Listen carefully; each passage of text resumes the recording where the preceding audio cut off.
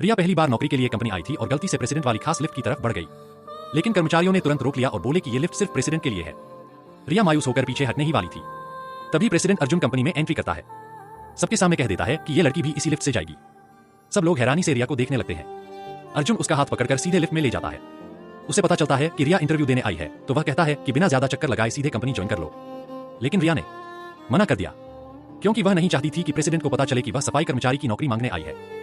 उसे यह भी नहीं पता था कि उसकी बड़ी बहन नेहा इसी कंपनी की सुपरवाइजर है। जैसे ही नेहा को पता चला कि रिया और प्रेसिडेंट के बीच कुछ नजदीकियां हैं, उसने रिया को कंपनी से निकालने की ठान ली।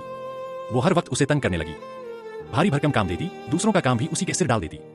लेकिन रिया चुपचाप सब करती रही ताकि उसकी नौकरी ना जाए। एक दिन एक सहकर्मी ने उससे कॉफी लाने को कहा। रिया कॉफी लेकर लौट ही रही थी कि नेहा ने जानबूझकर उसे धक्का दे दिया।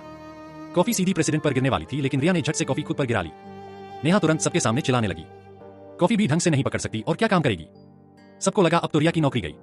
तभी प्रेसिडेंट अर्जुन आया और अपना कोट उसके कंधों पर डाल दिया। सब लोग दंग रह गए। वह रिया को अपने ऑफिस ले गया और पूछा, तुम पर इतना जुल्म हो रहा है, बताया क्यों नहीं? रिया बोली, मैं तो सिर्फ सफाई कर्मचारी हूं, आपके ऑफिस में आने की मेरी हैसियत नहीं। यह सुनते ही प्रेसिडेंट ने उसे तुरंत अपनी निजी सफाई कर्मचारी नियुक्त कर दिया। असल वजह यह थी कि प्रेसिडेंट उसे इसलिए बचाता था क्योंकि वह उसकी नई नई बनी पत्नी थी। जिस दिन दोनों ने शादी का लाइसेंस लिया था, रिया ने उसे किसी और समझकर कागजों पर साइन करा लिए थे।